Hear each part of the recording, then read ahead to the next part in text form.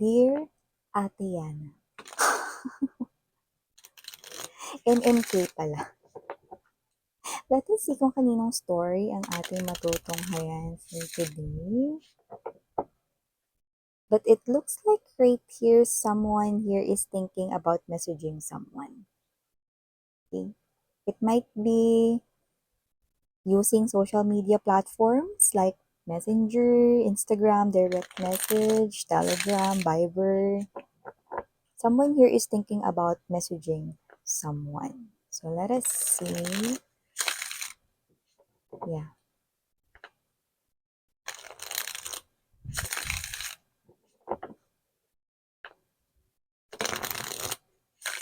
And for some reason, ang gaan ng vibe, okay, na merong sobra-sobrang sincerity.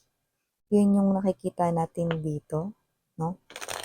Na nakatalibot sa inyong reading. So, that's what we're gonna find out, no? Kung ba't ganun yun.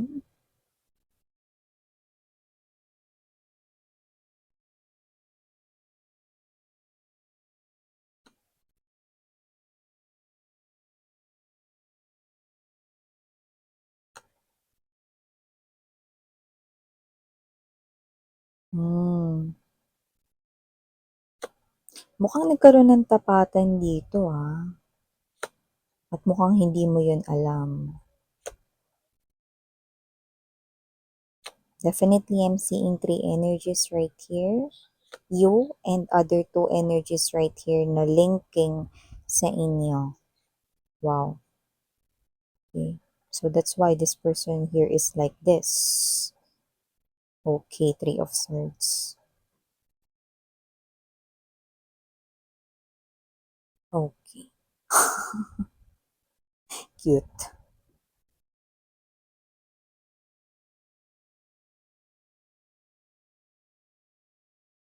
Hi and hello there, collective. My name is Yan. Welcome new subscribers. And sa ating mga returning tambayers, thank you sa inyong walang sawang love and support na ginawa na talagang radio, no? Resonate man or hindi. Ginawa niyo na talaga, no, na radio itong channel na to. Thank you so much, mga mahal. No? But you know, just take only what resonates ha, especially para dun sa mga nakaka-resonate and at the same time, gustong gawing guidance ito. But you know, you have your free will, like malaya ninyong gamitin yan kung gusto ninyong i-claim or kung gusto ninyo no, na i-keep itong messages na to sa inyo or not. And please be advised din na wala po tayong gender here. So, babae, lalaki, LGBT, lahat po welcome. Pwede rin pong i-switch yung mga roles because ito ay isang general reading and at the end of the day, everybody, meron kayong free will, okay? At kung hindi nyo pa knows, meron pa po tayong isa pang channel. Ang link niyan ay inilagay ko sa description box ng reading na ito, no? Para kung hindi nyo pa na-check yung channel na yan, i-click nyo lang yan mga mahal, no? At mariredirect na kayo dun sa ating other channel kung saan nag-upload din po tayo ng daily collective readings for all signs. Okay? At tandaan ninyo, timeless ito. So, ito ay pwedeng tapos na, sa iba nangyayari na, sa iba ay mangyayari pa lamang, no? But this is something here that for a lot of you do not do something na may ganitong sitwasyon na nangyari, no? Timeless to mga babes, ha? So, someone here is so sad. Okay. Pero, hindi niya ipinapakita sa inyo. Okay? At ang dahilan ng kanyang kalungkutan, no? Kasi nakita ko dito, ha? Para malinaw lang din, no? We have here the Five of Cups energy. And there's this particular communication, 8 of Wands energy. So, nakita ko dito, no, na kayo ito, na meron kayo ritong kakonect, no? So, ito ay klase ng sitwasyon kung saan meron na kayong ka-in relationship or mangyayari ito, no, kapag meron na kayong ka-in relationship, no? Kaya naman, okay, you might want to remember this reading, no? So, yeah, pwede rin dito yung mga singles like you, kung single ka man ngayon. So, nakita ko dito that there's a particular talk, no? So, kung sino man tong 3 energies na to, ikaw yung isa, tapos may dalawa pa. So, this other 2 right here is 1. Okay? Yung isa, yeah, definitely your friend. And the other one, no, is your future na next ka in relationship, or yung iba naman is ka in relationship niya na ngayon. You know, timeless tayo dito. So, pwedeng may relasyon na kayo ngayon, no, sa isang person, and then you have this friend of yours, no. And nakita ko dito, no, na etong friend mo is someone here na meron ditong pagtingin sa'yo. Pero, hindi niya 'to nagawang sabihin, 'no? Kung sino man 'tong friend mo with the vibe of Six of Coins energy, this is someone here who is always right beside you. Okay? Maaasahan mo siya sa lahat ng bagay. Okay? Others of you, you're treating this friend like a sibling or kapatid ninyo, no? So, yung iba, parang family na sa inyo, itong friend nyo na ito, no? So, this person right here, yung iba matagal na talaga kayo rito na mag-friends, no? To the point na parang kilalang kilala nyo na talaga yung isa't isa, no? Like, alam niya na rin dito yung mga bagay na gusto, ayaw mo, no?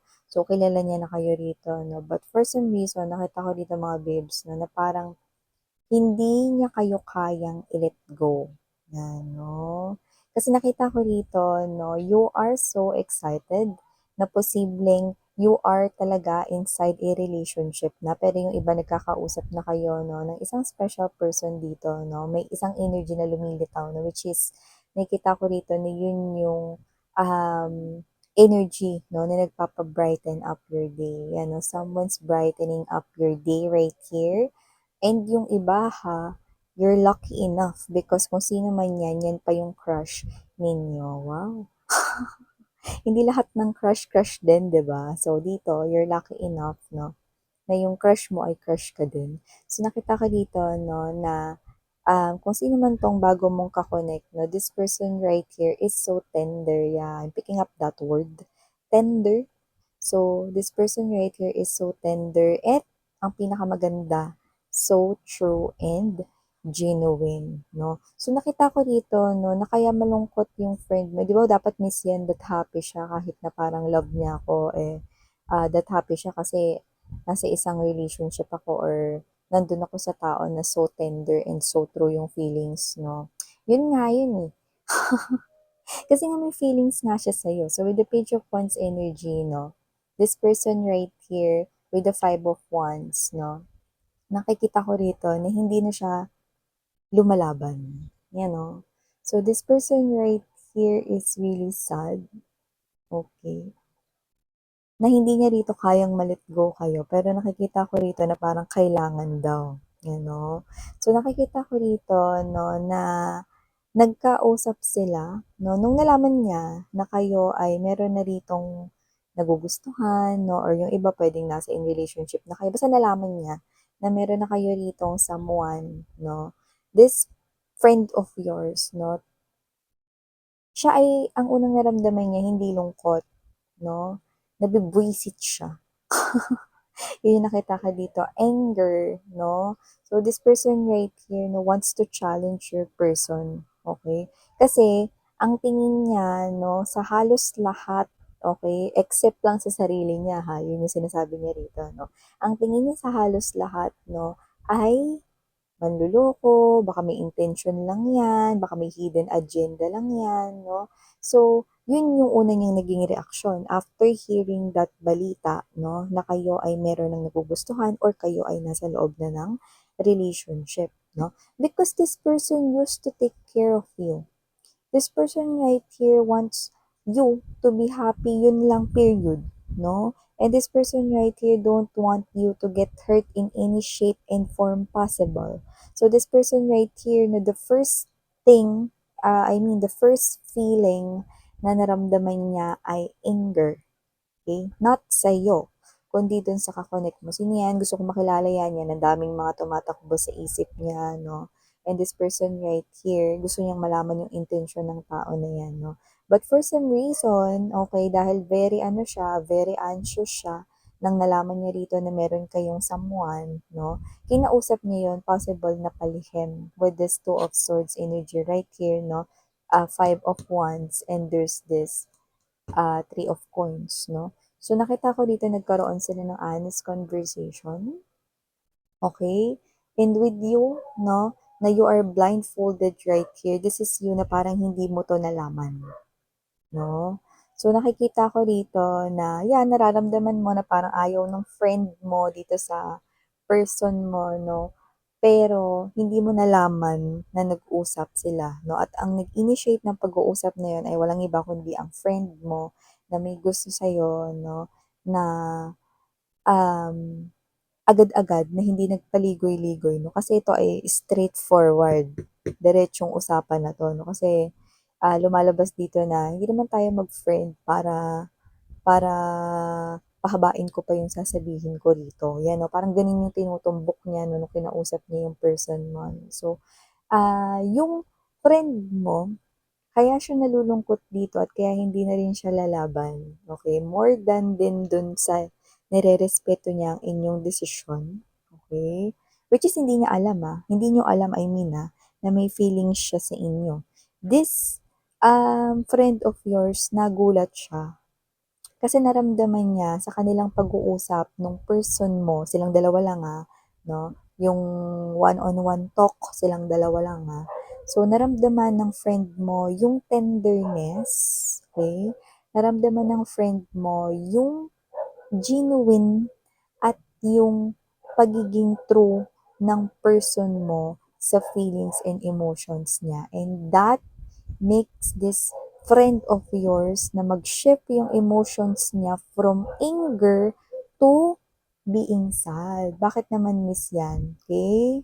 Kasi your person with the Four of Wands energy to the Ten of Coins, your person is very serious with you guys. This person is very tender. This person right here, there's something, no, sa kanya ritong mga words, no, na even yun yung first time nilang mag-meet or mag-usap ng friend mo na iniingat-ingatan ka dito, no, naramdaman agad ng friend mo na tama nga pala si Collective, yung person niya talaga, no, is hindi kagaya ng ibang mga person na kagaya ng naiisip ko na pare-parehas lang. So, your friend right here is not someone, no, na binabalewala ang kanya ritong pakiramdam, no, ang kanyang intuition dito. So, right off that conversation, after that, okay, your friend right here, no, naramdaman niya sa words ng person mo, which is so tender, so true, no, na parang huwag ka mag-alala kasi hindi mangyayari yung iniisip mo. Parang it's like a guarantee, no, ng person mo dito sa friend mo. And for some reason, ito yung first time na nag-usap sila. So, they are strangers bago yun, di ba? And they are still strangers, di ba? Kahit nag-uusap sila. So, yung pakiramdam nung friend mo, no, is parang ang gaan na nagsasabi ng totoo tong person mo, no? So, naramdaman niya yun, no? Which is, kung tatanungin niyo ako, no, kung yun ba talaga ay totoo or that is some kind of a tricky part lang, no, and my person will left one day, yan. Hindi, no? Kasi your person here is really throwing that very calm and so pure energy that there's some kind of white light glowing sa kanya. So, your person is being true sa kanya ritong sinasabi. That's why your friend na nagda-doubt dito sa yung person bago niya pa nakausap yan, no, is nawala yon. Gumaan yung pakiramdam ng friend mo at yun yung nagpalungkot sa kanya. Bakit? Kasi wala na, eh. Kasi alam niya, mga babes, no, na hindi ka bibitawan ng person mo at hindi ka bibitiw rin sa person mo. So in short, nawalan siya ng chance bago pa siya makapagsimula. Yeah, you're getting my point, sweethearts. This friend of yours feels na nasa tamang tao ka na maaalagaan ka niya, na mamahalin ka niya, na mali yung mga naiisip niya, no? So, naramdaman niya yun, kaya malungkot siya dito kasi nawalan na rin siya ng chance. Okay? Pero, may panatag pa rin, no, na nasa tamang tao kayo. Kasi siya, magaling siyang magbasa ng emotions and feelings ng isang person kapag nagsasabi ito ng totoo o hindi. So, nakita ko dito na kaya siya dito nalulungkot, no? Kasi, parang hanggang pangarap na lang. Tingnan mo, nasa likod niya yung Two of Cups, no? parang hanggang pangarap na lang yung kayong dalawa. Hanggang pangarap na lang yung inyo rito 'no, na, parang fantasies niya 'no, na sana may kayo in the future 'no, pero wala.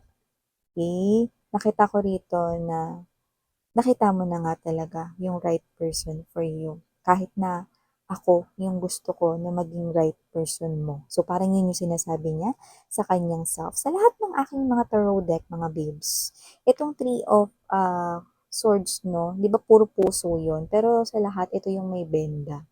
So, alam niya, no, na kahit na masakit, no, na wala ng chance kayong dalawa, at least alam niya na nasa mabuti ka ritong mga kamay with the right person here na alam niyang aalagaan ka, no?